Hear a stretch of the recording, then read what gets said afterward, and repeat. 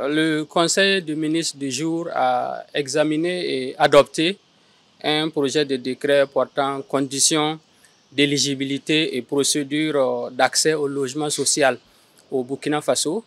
Il s'agit d'un décret d'application de la loi portant promotion immobilière au Burkina Faso qui stipule que les modalités d'accès au logement social sont précisées par voie réglementaire. Alors, le décret qui a été adopté aujourd'hui instaure des principes clairs suivant les orientations du président du Faso, et il est dorénavant clair que le logement social est construit en hauteur. Donc ce sont dorénavant des immeubles d'habitation en hauteur qui seront destinés au logement social.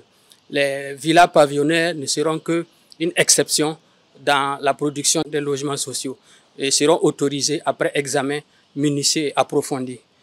Et pour justifier, pour bénéficier d'un logement social, la condition c'est d'avoir un revenu qui est inférieur à 8 fois le SMIC au Burkina Faso. Et les modalités d'accès sont des locations simples, des locations vente, mais aussi à titre gracieux pour les personnes indigentes et les personnes déclarées pupilles de la nation selon les textes en vigueur.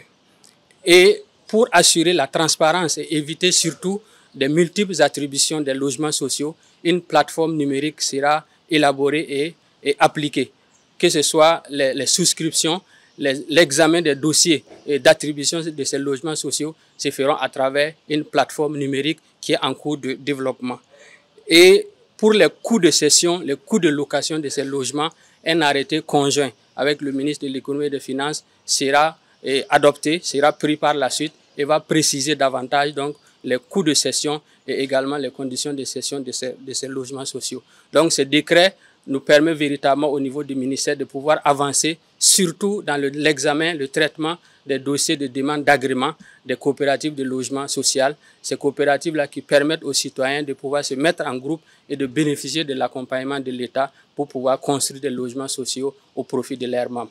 Suivant les orientations que nous avons reçues du président du Faso, c'est que on fait en sorte que ceux qui sont déjà attributaires de logements sont exclus dans l'attribution des logements sociaux et naturellement la sous-location également est interdite. Donc il n'est plus question que vous preniez le logement social en présentant des conditions qui vous permettent d'y accéder et par la suite de procéder à une sous-location de ces logements-là. Ça également, c'est banni dans le cadre du décret qui a été adopté aujourd'hui.